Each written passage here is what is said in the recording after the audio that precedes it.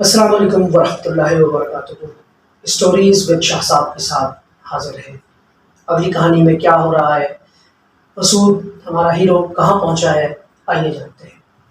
Last episode میں ہم نے دیکھا تھا کہ مسعود کا مقابلہ مہر النساء پہ آئے ہوئے مسلط ایک جن سے تھا، اور وہ جن مسعود کو بلاتا ہے، مکالمہ ہوتا ہے اور مسعود کو دھمکاتا ہے کہ وہ یہاں سے چلا جائے۔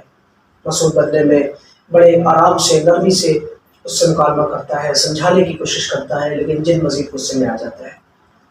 اب وہ جن مسعود پر حملہ کرنا چاہتا ہے، لیکن مسعود آگے بڑھ کر مہر النساء کے بال پکڑ لیتا ہے، جس سے اس جن کو غصہ آ جاتا ہے اور وہ مسعود پر حملہ کرنے کی کوشش کرتا ہے۔ لیکن مسعود جانتا ہے، اسی لیے وہ فوراً اپنا کمبل مہر النساء کے اوپر ڈال دیتا ہے۔ جیسے ہی مہر النساء کے اوپر وہ کمبل ڈالتا ہے تو مہر النساء بے ہوش ہو جاتی ہے، اور کمبل کے نیچے سے ایک بڑا سا سانپ نمودار ہوتا ہے جو باہر نکلتا ہے۔ باہر نکلنے کے بعد وہ سانپ مسعود پر حملہ کرنے کی کوشش کرتا ہے، لیکن مسعود پہلے سے تیار ہوتا ہے اور اپنی لات کی ٹھوکر سے وہ سانپ کو ایک لات رسید کرتا ہے اس کے منہ پہ۔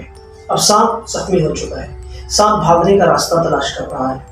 سامنے ایک کھڑکی کھلی ہوئی ہے، مسعود اس سانپ کو اٹھا کر اس کھڑکی سے باہر پھینک دیتا ہے اور کہتا ہے کہ تمہارے لیے یہ سبق کافی ہے، اچھا ہے کہ اگر تم یہاں پر واپس نہ آؤ۔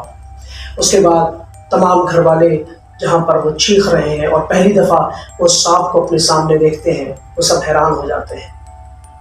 اب شیخ صاحب جو ہے مسعود کی بزرگی کے قائل ہو جاتے ہیں، اور مسعود کی اس کم عمری میں اتنے بڑے علم کو حاصل کرنے کے لیے وہ اور مزید قائل ہو جاتے ہیں۔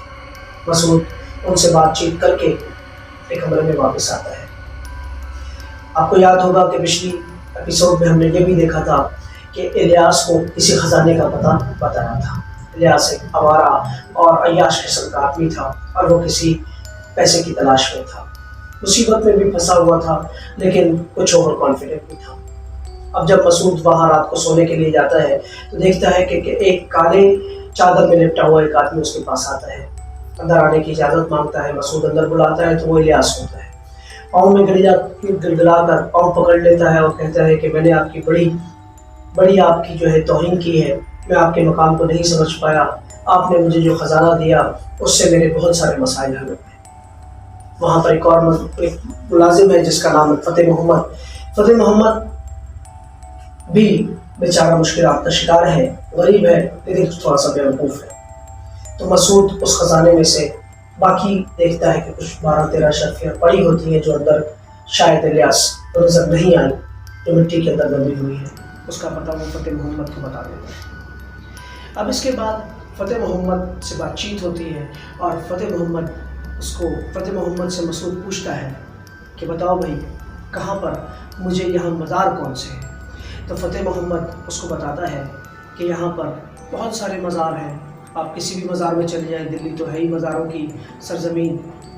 اور پھر مسعود باہر نکل جاتا ہے، ایک ٹانگے والے سے نظام الدین اولیاء کے مزار کا پتہ پوچھتا ہے۔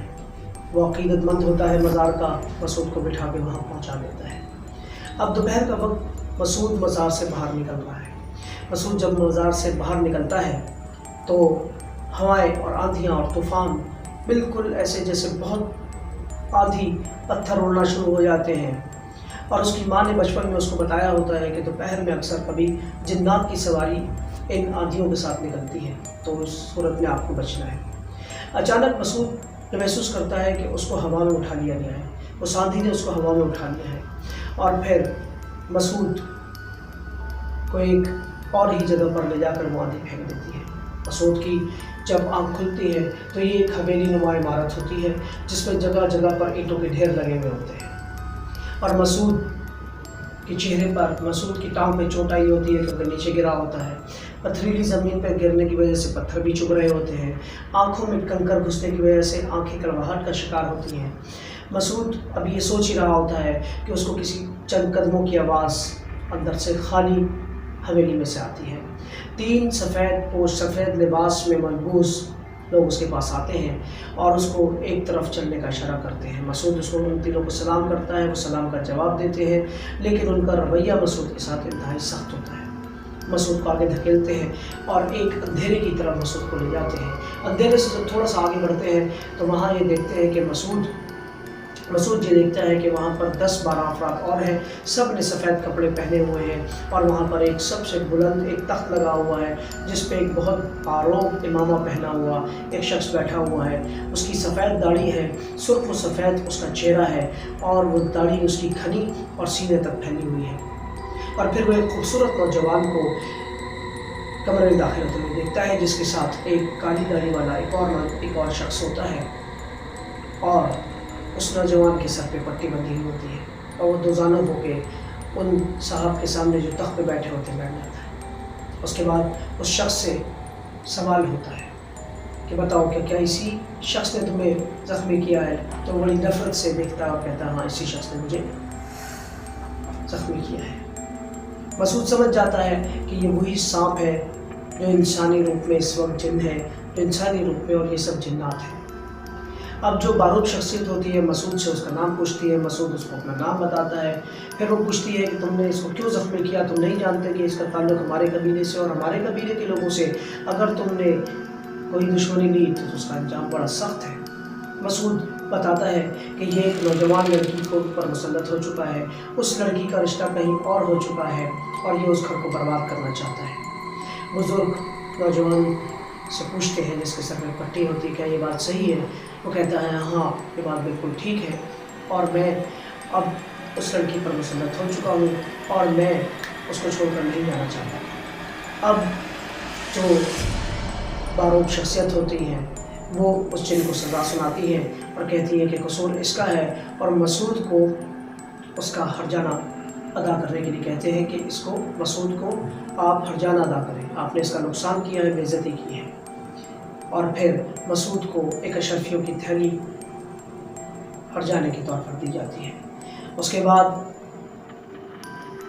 बुज़ुर्ग जो बारूद शख्सियत होते हैं वो ये तंबीह करते हैं कि अगर ये दोबारा तुम उस लड़की के पास नज़र आए तो फिर तुम्हें सज़ाए मौत की सज़ा सुनाई जाएगी। उसके बाद वो सब चले जाते हैं। फिर वही आंधी आती है और उठाकर मसूद को उसी जगह पर फेंक देती है जिस जगह पर मसूद को जहाँ से उठाया गया होता है। यह हमारी कहानी का अख्ताम होता है।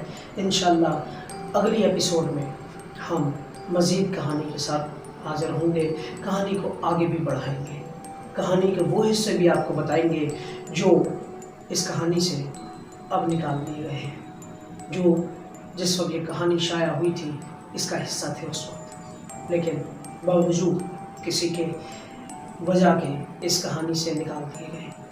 तो अगर आप वो हिस्से भी जानना चाहते हैं जो इस कहानी से निकाल दिए गए हैं, इस नावल से निकाल दिए गए हैं, जो उसमें शामिल थे, तो फिर आप हमारे साथ स्टे ट्यून्ड रहिएगा, कनेक्ट रहिएगा। चैनल को सब्सक्राइब कर दीजिएगा, लाइक कर दीजिएगा, दोस्तों के साथ शेयर कर दीजिएगा। अस्सलाम वालेकुम।